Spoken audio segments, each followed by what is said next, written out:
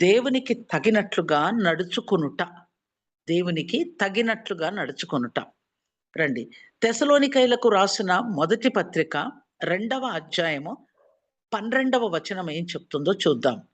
తన రాజ్యమునకును, మహిమకును మిమ్మును పిలుచుచున్న దేవునికి తగినట్లుగా మీరు నడుచుకొనవలెను. చాలా దివ్యమైన వాక్య భాగం ఇది. చదువుతున్నప్పుడు నేను 2 పదాల పైన ఎక్కువగా కాన్సంట్రేట్ చేశాను. ప్రభు నన్ను ఆ విధంగా సిద్ధపరిచారు. ఒకటి, పిలుచుచున్న దేవుడు. మనల్ని మిమ్మును పిలుపు అనే దాని గురించి. రెండవది, తగినట్లుగా. ఈ 2 పదాలను ఈరోజు వాక్యానుసారంగా ధ్యానించి ఆత్మీయంగా మనము మరి వృద్ధి పొందాలని ఆశిస్తూ మరి ఈ సందేశాన్ని మనం ధ్యానిస్తాం. ప్రియ దేవుని బిడ్డలారా, మరి దేవుడు మనలను పిలుచుచున్న దేవుడు ఎక్కడికి? తన రాజ్యమునకు, మహిమకు. ఒక్కసారి ఉదయకాలమున ఈ వాక్య భాగం ధ్యానిస్తే ఎంత మధురంగా ఉంటుంది. అసలు మనం నిజంగా ఆయనని ఎంతగానో స్తుతించ బద్దులమై ఉన్నాం. ఎందుకంటారా?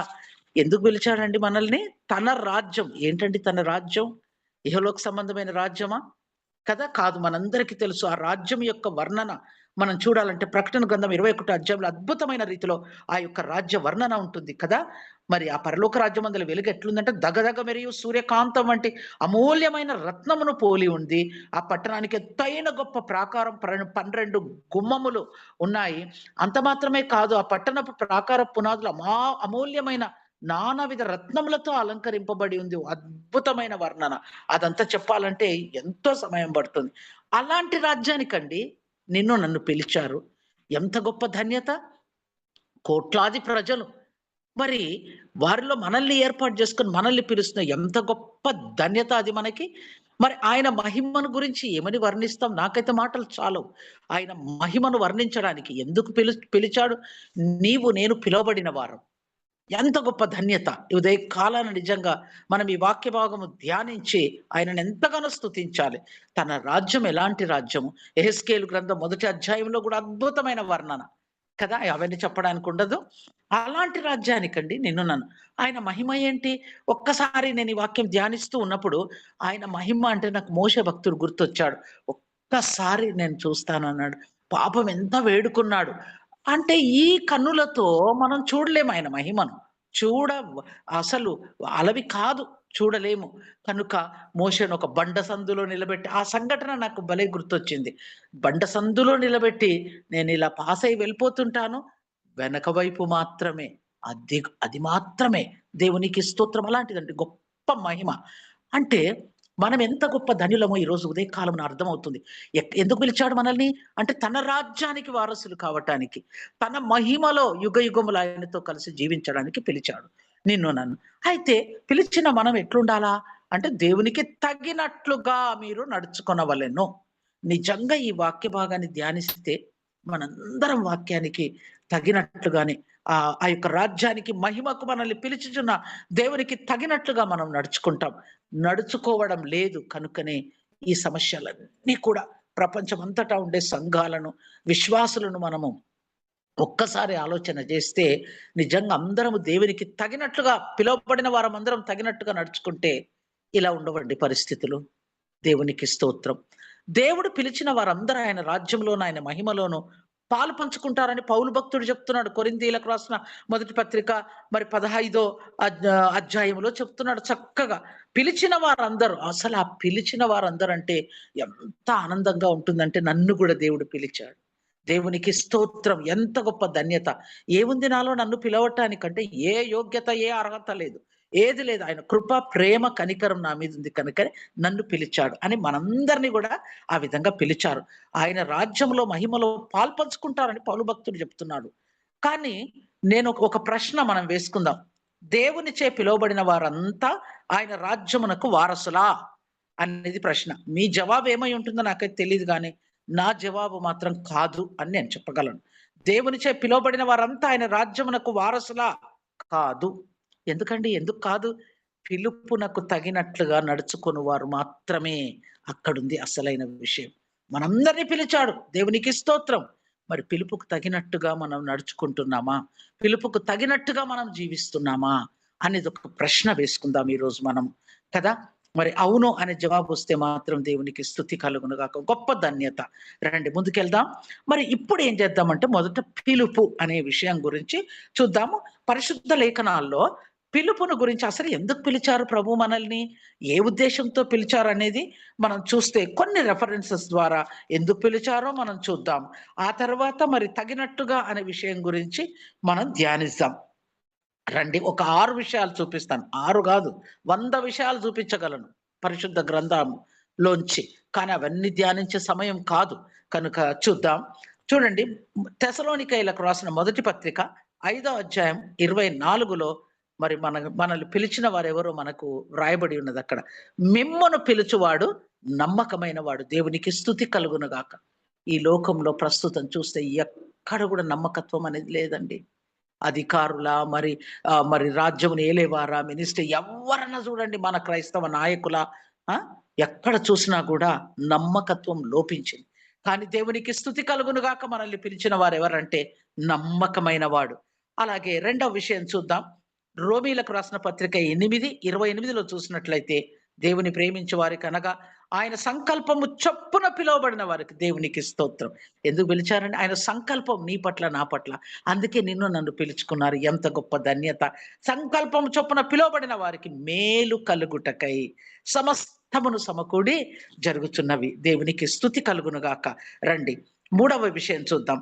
తెసలోనికైలకు రాసిన రెండవ పత్రిక 2వ అధ్యాయం 14వ వచనాన్ని చూస్తే, మీరిలాగున రక్షింపబడి మన ప్రభువైన యేసుక్రీస్తు యొక్క మహిమను పొందవలెనని ఆయన మా సువార్త వలన మిమ్మును పిలిచెను. దేవునికి స్తోత్రం. ఎందుకు పిలిచారండి? మనల్ని ఎందుకు పిలిచాడు? ఎందుకు రక్షించుకున్నారు? యేసుక్రీస్తు యొక్క మహిమను పొందవలెనని. ఎంత గొప్ప ధన్యత అండి! ఆ మహిమను వర్ణింప వీలు కాదు. మాటలు చాలవు. అలాంటి మహిమను పొందవలెనని నిన్ను నన్ను పిలిచాడు. ఎంత గొప్ప ధన్యత కదా! మరి ఎట్లా పిలిచాడు? సువార్త వలన మిమ్మును పిలిచెను. సువార్త వలన మనల్ని పిలిచారంట. ఇది మూడవ విషయం. నాలుగవ విషయం చూద్దాం. పేతురు రాసిన మొదటి పత్రిక 5వ అధ్యాయం 10వ వచనం చూస్తే, తన నిత్య మహిమకు క్రీస్తునందు మిమ్మును పిలిచిన సర్వకృపానిధియగు దేవుడు కొంచెము కాలము మీరు శ్రమపడిన పిమ్మట తానే మిమ్మును పూర్ణులనుగా చేసి స్థిరపరచి బలపరచును. దేవునికి స్తోత్రం. హల్లెలూయా! ఎందుకు పిలిచారండి మనల్ని? తన నిత్య మహిమకు క్రీస్తునందు మనల్ని పిలిచాడంట. క్రీస్తునందు. ఆహా! ఎంత గొప్ప భాగ్యం కదా! సర్వకృపానిధియగు దేవుడు కొంచెం కాలం మీరు శ్రమపడిన పిమ్మట తానే మిమ్మును పూర్ణులుగా చేసి సిద్ధపరచి బలపరుస్తాడు. దేవునికి స్తుతి కలుగును గాక. స్థిరపరచి బలపరిచే దేవుడై ఉంటున్నాడు. దేవునికి స్తోత్రం. హల్లెలూయా! 5వ విషయం చూద్దాం. కొరింథీయులకు రాసిన మొదటి పత్రిక మరి మొదటి అధ్యాయం 9వ వచనాన్ని మనం చూస్తే, మన ప్రభువైన యేసుక్రీస్తు అను తన కుమారుని సహవాసమునకు మిమ్మును పిలిచిన దేవుడు నమ్మదగినవాడు. ఎంత గొప్ప విషయం అండి! ఎందుకు పిలిచాడండి? మన ప్రభువైన యేసుక్రీస్తు అను తన కుమారుని సహవాసమునకు మిమ్మును పిలిచిన దేవుడు నమ్మదగినవాడు. దేవునికి స్తోత్రం. ఆయన యేసుక్రీస్తు అను కుమారుని సహవాసం కొరకు మనల్ని పిలిచాడు. కుమారునితో సహవాసం చేస్తున్నామండి. పేరు మాత్రం పెట్టుకున్నాం. కానీ ఉందండి సహవాసం? ఉంటే ఈ పరిస్థితులు ఉండవు. ఆయన కుమారునితో సహవాసానికి మనల్ని పిలిచాడు. మనం ఎవరితో సహవాసం చేస్తున్నాము? మరి ఆదివారం మాత్రమే, ఆరాధన సమయంలో మాత్రమే సహవాసం. మరలా సోమవారం నుంచి శనివారం వరకు ఎవరితో సహవాసం? ఎలా ఉంది మన సహవాసం? మరి మనల్ని పిలిచిన వారెవరు? నమ్మదగిన దేవుడు. దేవునికి స్తుతి కలుగును గాక. 6 విషయానికి వస్తున్నాను. తిమోతికి రాసిన మొదటి పత్రిక 6వ అధ్యాయం 12వ వచనంలో, నిత్య జీవమును చేపట్టుము, నిత్య జీవమును చేపట్టుము, దానిని పొందుటకు నీవు పిలువబడితివి. ఎంత గొప్ప నిత్య జీవం. అవునండి, మనందరం కూడా రెండవ మరణం తప్పించుకొని ఆ నిత్య రాజ్యములో ప్రవేశించి నిత్య జీవం పొందుకు. ఎంత గొప్ప ధన్యత అండి! ఈ వాక్యము నేను ధ్యానిస్తూ ఉన్నప్పుడు ఒక చిన్నది నాకెందుకు అది గుర్తొచ్చి రాశాను. ఏంటంటే, నిత్య జీవం పొందుకొని నిరంతరము నిత్యుడగు తండ్రితో నివసించడం అనేది ధన్యత. మానవ జన్మకు ఇంతకంటే గొప్ప ధన్యత మరొకటి లేదు అని నేను రాసుకున్నాను. దేవునికి స్తోత్రం. మళ్ళీ ఒక్కసారి చెప్తాను, నిత్య జీవం పొందుకొని నిరంతరము నిత్యుడగు తండ్రితో నివసించడం అనేది ధన్యత. మానవ జన్మకు ఇంతకంటే గొప్ప ధన్యత మరోటి లేదు. ఇహలోక సంబంధంగా అన్యులు ఏమనుకుంటున్నారంటే, ఈ లోకంలో బాగా సంపాదించుకొని బాగా లగ్జూరియస్ గా బ్రతికితే అదే గొప్ప ధన్యత. కానే కాదు. ఆ నిత్య జీవం పొందుకున్నావా, అది ధన్యత. మనందరినీ ఆ నిత్య రాజ్యానికి వారసులు చేసిన ఆ గొప్ప దేవునికి స్తుతి కలుగును గాక. ప్రియ దేవుని బిడ్డలారా, ఇవి 6 విషయాలు. ఇంకా 6 కాదు, వందల కొలది. ఎందుకు పిలిచారో వందల కొలది పరిశుద్ధ గ్రంథంలో ఉన్నాయి. దేవునికి స్తుతి కలుగును గాక. రండి మరి ఇప్పుడు రెండో విషయానికి వస్తాను. నాకు ఇవ్వబడిన సమయంను గుర్తుంచుకొని మరి కొంచెం స్పీడ్గా వెళ్తాను. దేవునికి స్తోత్రం. తగినట్లుగా మొదటిది పిలుపు గురించి చూసాం, ఎందుకు పిలిచారు మనల్ని అనే విషయాన్ని చూసాం. మరి రెండవది తగినట్లుగా. ఏంటండి తగినట్లుగా అంటే? రండి ఎఫెసీయులకు రాసిన పత్రిక 4వ అధ్యాయం 2-3 వచనాలు చూద్దాం. మీరు పిలువబడిన పిలుపుకు తగినట్లుగా, మీరు పిలువబడిన పిలుపుకు తగినట్లుగా అంటే ఇక్కడ 3 విషయాలు పేర్కొన్నాడు వాక్యంలో. ఎఫెసీయులకు రాసిన పత్రిక 4వ అధ్యాయం 2-3లో దీర్ఘశాంతముతో కూడిన సంపూర్ణ వినయముతోను, మూడవది సాత్వికముతోను నడుచుకొనవలెను. తగినట్లుగా అంటే ఏంటండి? తగినట్లుగా అంటే ఏంటి? ఎలా ఉంటుంది తగినట్లుగా అంటే? వాక్యమే చెప్తుంది మనకు. ప్రతి ప్రశ్నకు జవాబు మనకు వాక్యంలోనే. వాక్యము ద్వారానే, లేఖనానుసారంగానే మాత్రం మనం వాక్యము ధ్యానించవలసిన వారమై ఉంటున్నాం. రండి మరి ఈ 3 విషయాలను మనము ఒక్కసారి ధ్యానించుకొని మన జీవితానికి అన్వయించుకుందాం. ఏమని? దీర్ఘశాంతము, సంపూర్ణ వినయము, సాత్వికం. ఈ 3 విషయాలు. రండి మొట్టమొదటి దీర్ఘశాంతము గురించి ఏం చెబుతుంది లేఖనాలు, మనకేం చెప్తున్నాయి చూస్తే రండి. కొలస్సీలకు రాసిన పత్రిక 1వ అధ్యాయం 11వ వచనాన్ని మనం చూస్తే, మీరు సంపూర్ణమైన జ్ఞానమును, ఆత్మ సంబంధమైన వివేకము గలవారును, ఆయన చిత్తమును సంపూర్ణముగా గ్రహించిన వారునై ప్రతి సత్కార్యములో సఫలులగుచు, దేవుని విషయమైన జ్ఞానమందు అభివృద్ధి పొందుచు, అన్ని విషయములలో ప్రభువును సంతోష పెట్టునట్లు ఆయనకు తగినట్లుగా నడుచుకొనవలెను. ఆనందముతో కూడిన పూర్ణమైన ఓదార్పును, దీర్ఘశాంతమును కనపరచునట్లు ఆయన మహిమ శక్తిని బట్టి సంపూర్ణ బలముతో బలపరచబడవలెను. ఏమండి? మరి ఎంత చక్కగా వాక్యం మనతో మాట్లాడుతుంది చూడండి. దీర్ఘశాంతముతో కదా ఉందా అండి? ఆ దీర్ఘశాంతము లేకనే ఈ పరిస్థితులన్నీ కూడా కదా. ఎవరికి ఉందండి దీర్ఘశాంతం? అది లేనందువలనే, అది లోపించినందువలనే మన క్రైస్తవ సంఘాలలో కానీ, మన సమాజంలో, మన డినామినేషన్స్ లో కూడా ఎక్కడ కూడా మరి నిజంగా శాంతి సమాధానం లేకుండా పోయి దీర్ఘశాంతం లోపించడం వల్లనే. అయితే వాక్యం ఏం చెప్తుందంటే, మీరు పిలువబడిన పిలుపుకు తగినట్లుగా దీర్ఘశాంతముతో, సంపూర్ణ వినయముతో, సాత్వికంతో నడుచుకోండి అంటుంది. ఆ వాక్యం బాగా తెలుసు, పుట్టి పెరిగాం వాక్యంలోనే. దట్టు మన మెరోనైట్ ఆర్గనైజేషన్ లో మన డాక్ట్రిన్స్ ఎలా ఉన్నాయంటే, ప్యూర్లీ అకార్డింగ్ టు బైబిల్ మన డాక్ట్రిన్స్. దేవునికి స్తోత్రం. మరి ఇన్నిసార్లు ఎన్నో మనం వాక్యంలో పుట్టి పెరిగాం కాబట్టి వాక్యం అంతా తెలుసు. మరి అనుసరిస్తున్నామా తగినట్లుగా? ఎట్లా? అన్ని విషయాలలో ప్రభువును సంతోష పెట్టినట్లు. ఒక్క నిమిషం ఆగిపోయి ఆలోచన చేద్దామా? నా జీవితంలో నేను అనుకుంటాను, నా జీవితంలో ఎన్నిసార్లు నేను దేవుని సంతోష పెట్టాను. ఎల్లప్పుడూ దేవా మమ్మల్ని సంతోషపెట్టు, మాకు ఇవి దయచేయి, అవి దయచేయి, మేము సంతోషంగా ఉండాలి, మమ్మల్ని ఇదే కానీ ఏ రోజైనా ప్రభువా నిన్ను సంతోష పెట్టాలి, నిన్ను సంతోష పెట్టినట్లు అని ఎప్పుడైనా ప్రార్థించామా? ఆయన మనల్ని ఎల్లప్పుడూ సంతోష పెట్టాలి, సంతోష పెడుతూనే ఉన్నారు. దేవునికి స్తోత్రం. ఇది దీర్ఘశాంతం కనపరచునట్లు ఆయన మహిమ శక్తిని బట్టి సంపూర్ణ బలముతో బలపరచబడాలి. దేవునికి స్తోత్రం. రెండవ విషయానికి వద్దాం. సంపూర్ణ వినయం అంట. ఇది కంప్లీట్ గా లోపించిపోయింది మనకి. వినయం కదా, సంపూర్ణ వినయం. రండి చూద్దాం. ఫిలిప్పీలకు రాసిన పత్రిక 2వ అధ్యాయం 3వ వచనం ఏం చెప్తుందో చూద్దాం ఈ విషయమై. అక్ష చేతనైనను వృధాతిశయము చేతనైనను ఏమీయూ చేయక వినయమైన మనస్సు గలవారై ఒకనినొకడు తనకంటే యోగ్యుడని ఎంచాలి. ఏమండి? మనలో ఉండేది ఏంటంటే చూడండి, మనం ఒక్కని కంటే మరొకటి యోగ్యుడు. కదా! ఒకనినొకడు తనకంటే యోగ్యుడని అదిలే వాడికంటే నేనేం తక్కువ, నాకేం తక్కువ, ఆమె కంటే నేనేం తక్కువ, నేను తక్కువ చదివానా, తక్కువ డిగ్రీలున్నాయా, తక్కువ సంపాదిస్తున్నానా, నా ఇల్లేంటి, నా హోదా ఏంటి, నా పరిస్థితి ఇవ్వనండి. ఇదే మన లోపల ఉండేది. అందుకే ఈ విభేదాలు మనలోకొస్తున్నాయి. ఎవ్వరికంటే కూడా మనం తక్కువ గాదు. తక్కువ కానే గాదు. ఇదే మన లోపల ఉండేటువంటి లోపం. మరి కక్ష చేతనైనను వృధాతిశయము చేతనైనను ఏమియో చేయకంటే మనలో ఉండేవి కక్షలే. అందుకే గదండీ ఈ పరిస్థితి. ఏ డినామినేషన్ అయినా చూడండి భయంకరమైన పరిస్థితులు. దేవునికి అవమానం తీసుకొచ్చేటువంటి పరిస్థితులు కాదంటారా? ఏమండి? కాదంటారా? దేవునికి అవమానం తీసుకొనొస్తున్నాం. కనుక మరి అరే వాక్యమే మనది అంటున్నాం. ప్రియ దేవుని బిడ్డలారా, వాక్యమునకు లోబడినట్లయితే మాత్రమే ఆ నిత్య జీవాన్ని పొందుకుంటాం. పిలువబడినంత మాత్రాన పొందుకోము. తగినట్టుగా జీవిస్తే తగినట్టేంటి ఇదిగోండి వాక్యం మాట్లాడుతూ ఉంది. దేవునికి స్తోత్రం కలుగును గాక.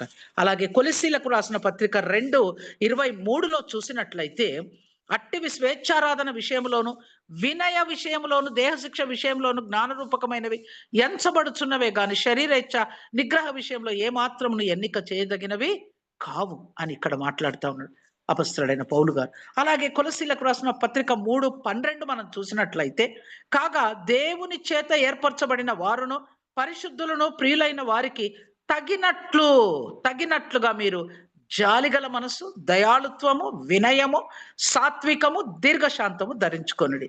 ఏమండి వీటిలో ఒక్కటైనా మనలో ఉందా? ఏమేమి ఉండాలంట మనకి? ప్రియులైన వారికి తగినట్లు అంటే ఏంటండి తగినట్లు? జాలిగల మనసు ఉందా? దయాళుత్వము, వినయము, సాత్వికము, దీర్ఘశాంతం. ఎన్నున్నాయండి మన లోపల? ప్రశ్నించుకుందాం రండి. ఇక ఫిలిప్పీలకు రాసిన పత్రిక 1:28 ఏమంటుందంటే, మీరు క్రీస్తు సువార్తకు తగినట్టుగా ప్రవర్తించుడి. తగినట్లుగా అంటే ఏంటండి? ఇందాక ధ్యానించాం అది. మీరు క్రీస్తు సువార్తకు తగినట్లుగా అలా గనక జీవిస్తే నిజంగా ఈ యొక్క మన దేశంలో వేరే మనకొద్దు. మన దేశంలో మన శాతం 3 ఇంకా. ఒకవేళ 4 కావచ్చు. ఏవండి? అలాగే ఎందుకుంటుంది? శాతం ఎందుకు పెరగట్లేదు? తగినట్టుగా జీవించడం లేదు. తగినట్టుగా పిలువబడ్డాము. తగినట్టుగా జీవించడం లేదు. రండి.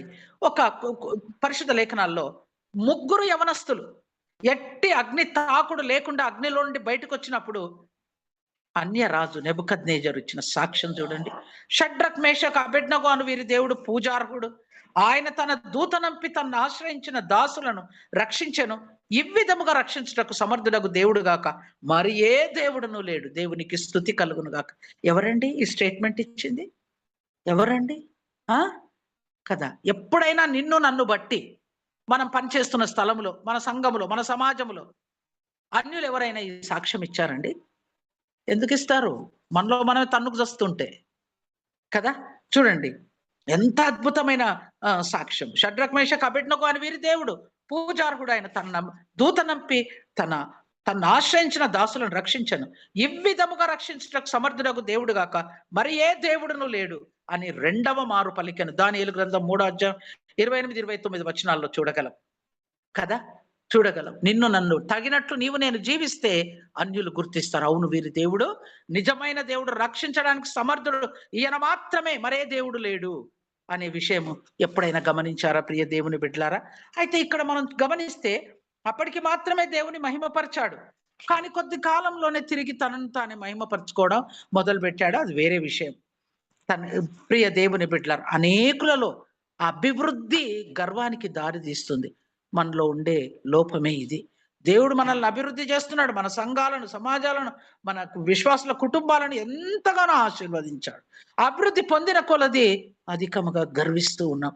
అభివృద్ధి చెందవలనని కోరిక గలవారే దేవుని కంటే మనుషులను ఎక్కువగా సంతోషపరిచి గణపరుస్తున్నారు. మనం చేసేది అదే. ఇట్టి అపేక్ష ఏం చేస్తుందంటే అంధత్వానికి దారి తీస్తుంది. గ్రుడ్డివారిని చేసేస్తుంది. మనుషులను సంతోషపెట్ట ఒక ఉరి. విశ్వాసులు సైతం ఉరిలో చిక్కుకున్న వారై దేవుని సంకల్పంను నెరవేర్చుటకు ఇష్టపడకున్నారు. ఇష్టం లేదు. వాక్యం ఏం చెప్తుందో అది కాదు. మనుషులను ఎలా సంతోష పెట్టాలి, అది తగినట్లు ఎట్లవుతుందండి? అది మనము దేవుని గణపరచడంలో తప్పిపోయిన ఎడల ఆత్మీయముగా గ్రుడ్డివారం అవుతాం. దేవుడు మనకు చేసిన వాటన్నిటి కొరకై ఆయనను చాలినంతగా స్తుతించి, ఆరాధించి ఆయనకు కృతజ్ఞత చెల్లించటంలో తప్పిపోయిన ఎడల, చాలినంత సమయం ఆరాధనలో గడపని ఎడల, ఆయన సహవాసమును సంపూర్ణంగా అనుభవింపలేం మనం. అనుభవించలేం. మనం ప్రభువునే గనపరిచి, ఆయనను మాత్రమే మహిమపరచునట్లు దేవుడు మనందరికీ సహాయము చేయునుగాక. ఆ పిలిచిన పిలుపుకు లోబడి, తగినట్టుగా జీవించి, ఆ నిత్య రాజ్యానికి మనందరం వారసులం కావాలని ఈ ఉదయకాలంలో నా యొక్క ప్రార్థన అయి ఉంటున్నది. మళ్ళొక్కసారి నేను రాసిన ఒక చిన్నది స్టేట్మెంట్ అనుకోండి. నిత్య జీవం పొందుకొని నిరంతరము నిత్యుడగు తండ్రితో నివసించడం అనేది ధన్యత. మానవ జన్మకి ఇంతకంటే గొప్ప ధన్యత మరొకటి లేనే లేదు. ఆ గొప్ప ధన్యత మనందరం పొందుకొని నిత్య జీవానికి వారసులమై పిలువబడిన పిలుపుకు తగినట్టుగా జీవించాలని ఆశిస్తూ, ప్రార్థిస్తూ ఈ నా చిన్న సందేశాన్ని ముగిస్తున్నాను. Thank you.